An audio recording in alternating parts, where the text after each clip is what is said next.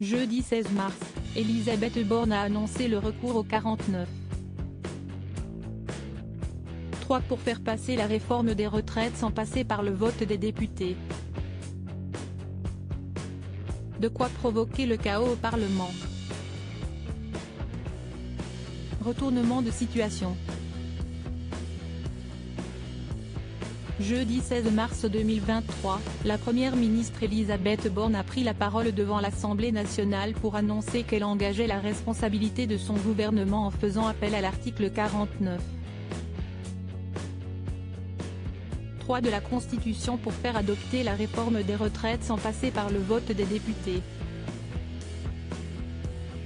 Annonce qui s'est faite sous les huées de l'opposition, rendant presque inaudible la première ministre.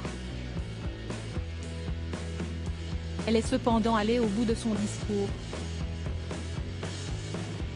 Quelques heures plus tard, c'est dans le calme qu'Elisabeth Borne s'est expliquée dans le journal télévisé de TF1, présenté par Gilles Boulot. Jusqu'à la dernière minute, avec mes ministres, nous avons tout mis en œuvre pour réunir une majorité sur ce texte. Avec le président de la République, nous voulions aller au vote, a-t-elle expliqué. Et d'ajouter, on a constaté que le compte n'y était pas.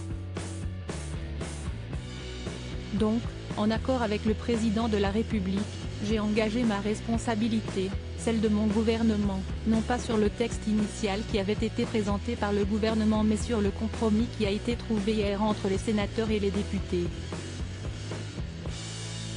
Et elle assume cette décision. Cependant, elle ne s'attendait pas à une telle virulence.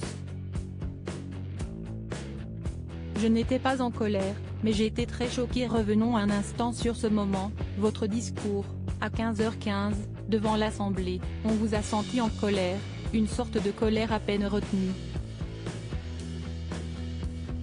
Est-ce qu'on se trompe ? A demandé Gilles Boulot. Je n'étais pas en colère, mais j'ai été très choquée, a répondu Elisabeth Borne, avant de décrire les huées. Je pense que ça ne s'entendait pas forcément dans les micros mais quand vous avez des hurlements, des chants du côté des députés de la NUP, des députés du Rassemblement national qui tapent sur leur pupitre, des cris, on ne s'entendait même pas parler. Et Elisabeth Borne dénonce ces comportements. Je rappelle que le Parlement, l'Assemblée nationale, c'est le lieu où on débat, donc si l'on ne veut pas s'écouter, je pense que cela traduit le fait qu'un certain nombre de groupes d'opposition ne respectent pas nos institutions. Certains l'ont dit clairement, ils veulent le chaos à l'Assemblée et dans la rue.